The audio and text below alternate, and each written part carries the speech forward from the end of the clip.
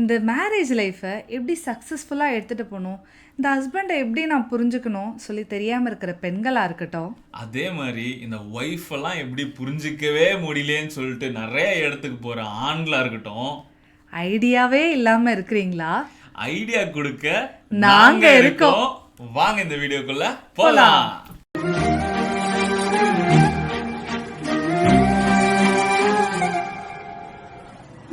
First marriage life சக்ஸஸ்ஃபுல்னால் என்னென்னா ஒரு long ரிலேஷன்ஷிப்பில் இருக்கணும் அப்படின்னு ஆசைப்படுறதுக்கு நிறைய விஷயங்கள் இருக்குது. அதில் ஒன்று ரொம்ப ரொம்ப முக்கியம். அது என்னது?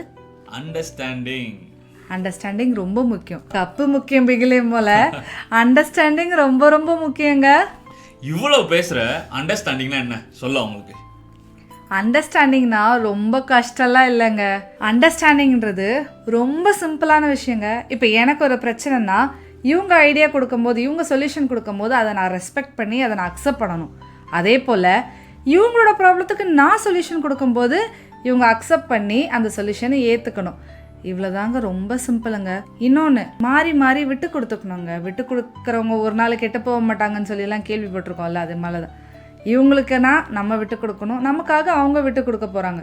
ஸோ ஹார்ஷ் வேர்ட்ஸை யூஸ் பண்ணாமல் விட்டு கொடுத்து சண்டை போடலாங்க, சண்டை இருக்கணும். ஆனால் அந்த நைட்டுக்குள்ளே அந்த சண்டை முடிஞ்சிடணும். சண்டை 4 செவத்துக்குள்ளே நடக்கணும். அப்ரிசியேஷன் எல்லாரும் முன்னாடி நடக்கணும்.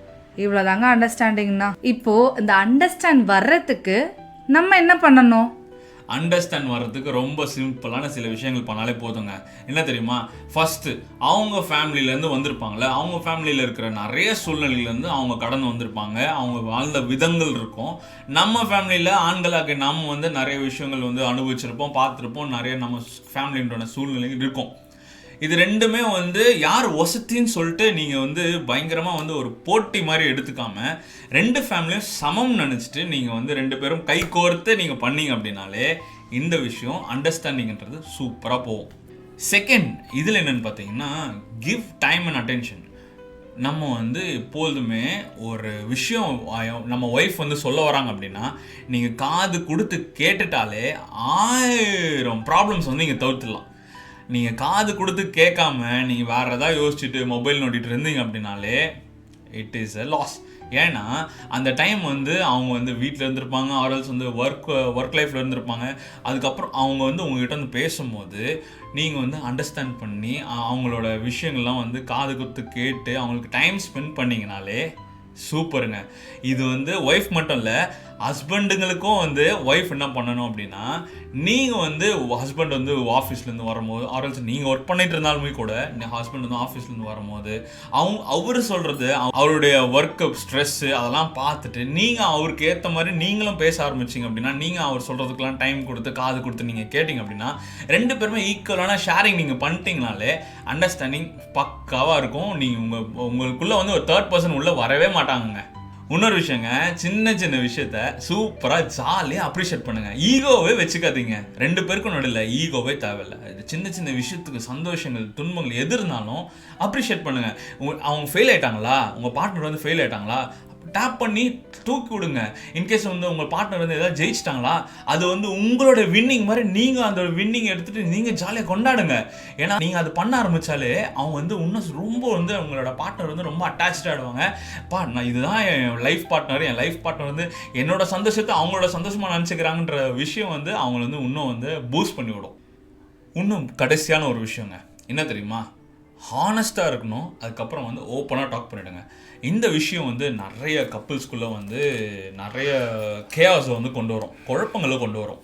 ஏன் சொல்கிறேன்னா, ஹானஸ்ட்டும் இப்போ ஓப்பன் டாக்கும் நீங்கள் பண்ணிட்டீங்க அப்படின்னாலே நீங்கள் ஒளிவு மாதிரி இருக்காது. உங்கள் மனசில் இருக்கிறது எல்லாமே ஓப்பனாக பேசுவீங்க. நீங்கள் பொய் சொல்ல வேண்டிய அவசியம் கிடையாது.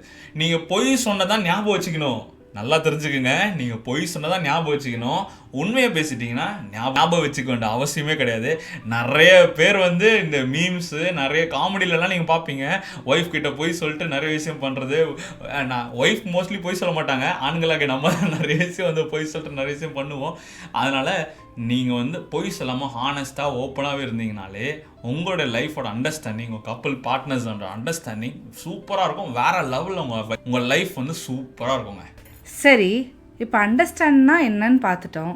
அண்டர்ஸ்டாண்ட் எப்படி பண்ணணும் அப்படின்றதையும் கேட்டாச்சு. இது 2 பண்ணா மேரேஜ் லைஃப் சக்ஸஸ்ஃபுல்லாக ஆகிடுமா? சில விஷயங்களும் இருக்கு, இது தவிர்த்தும் நிறைய விஷயங்கள் இருக்கு. அது நீங்களே சொன்னா நல்லா இருக்குமே. கரெக்டு தாங்க. ஆனால் இதுதான் மெயினான விஷயம். இப்போது நம்ம எல்லாத்தையும் அண்டர்ஸ்டாண்ட் பண்ணிட்டாலே அங்கே ஈகோ கிளாஷ் வரவே வராதுங்க.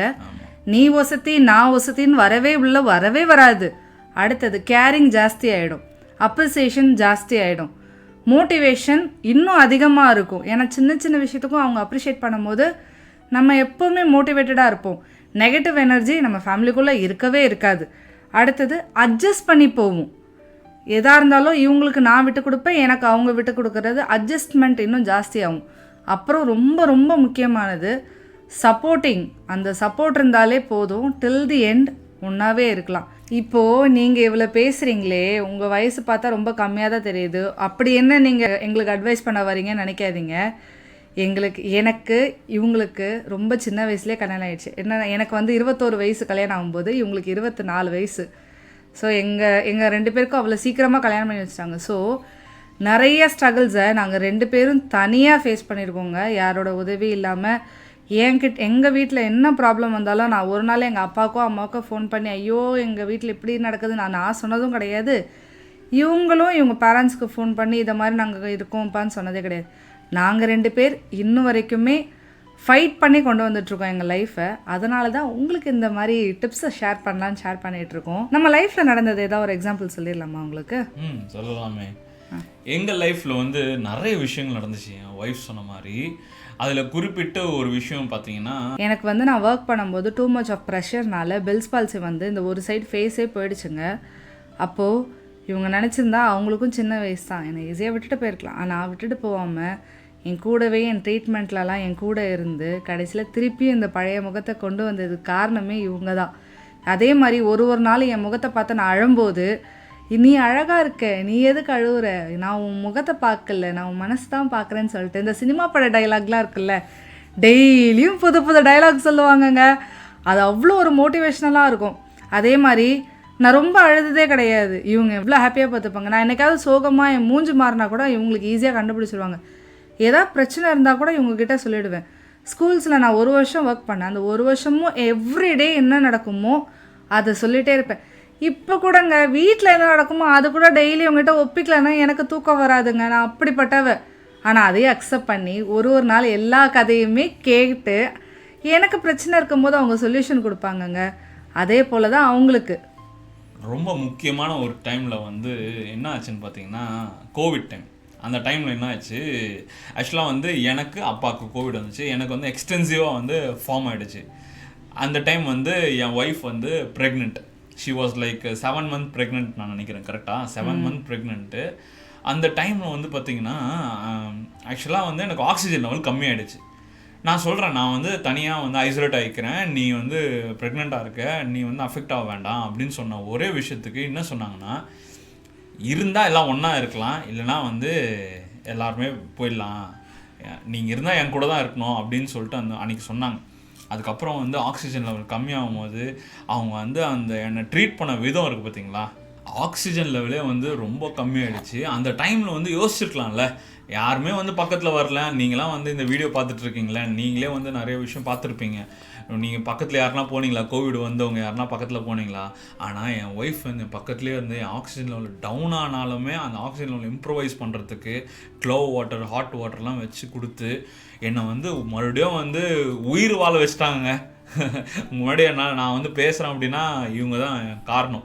ஸோ அந்த அளவுக்கு வந்து உங்கள் husband and wife relationship, partners, கப்புள்ஸோட ரிலேஷன்ஷிப் பயங்கர ஸ்ட்ராங்காக இருந்துச்சு அப்படின்னாலே உங்களுக்குள்ளே வந்து அந்த தேர்ட் பர்சன் அண்டர்ஸ்டாண்டிங் இருந்துக்கணும்.